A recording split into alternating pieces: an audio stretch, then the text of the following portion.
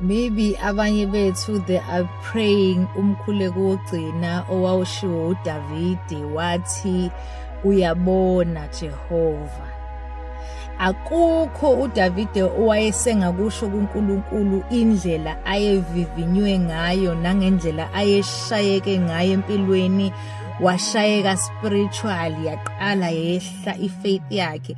But the only thing that he was able to say to the Lord, he was saying uyabona Jehova. Wathi akukho nengakuchaza but uyabona Jehova. There were times where he was reminding God athi nkulunkulu ngalesi sikhathi abantwana bakho or abantu bakho they needed me, I was present. When they need my availability, I was there. When you need me to serve, I was fully serving and I was committed to anything that you tasked me to do. When people want me, I showed up. But where are your people? Njenkosi uyabona Jehova. Maybe you're one of those people abakhuleka lo mkhuleko wama Psalms 35 verse 22. From qala nje ku verse 22 you will see ukuthi listen, from everything that you are going through, you are not alone.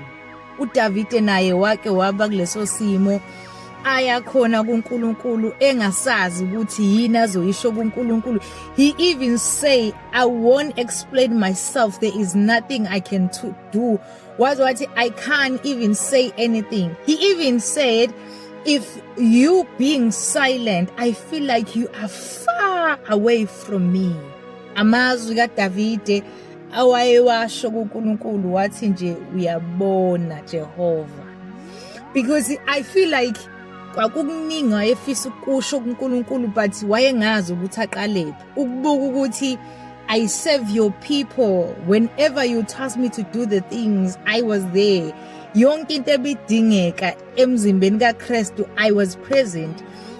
But mase kuyisikhathi sakhe uDavide sekufanele ukuthi nabantu bathi babe there for him, nobody was there. Ingakho aya uNkulunkulu wathi uyabona Jehova. So I want to tell you ukuthi kuyona yonke into odlula kuyona, you are not alone. No Davide wake waya kuNkulunkulu esephelelwa amazwi wathi nje uyabona Jehova, and uNkulunkulu shows up.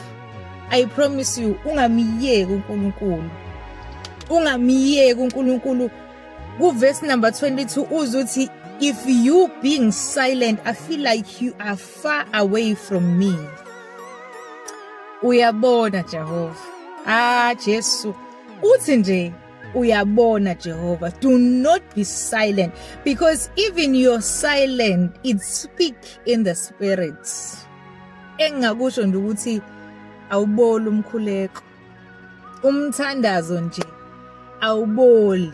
And no matter ngathiwa you are one of those people asebethi nje uyabona Jehova, God will shows up. God will shows up.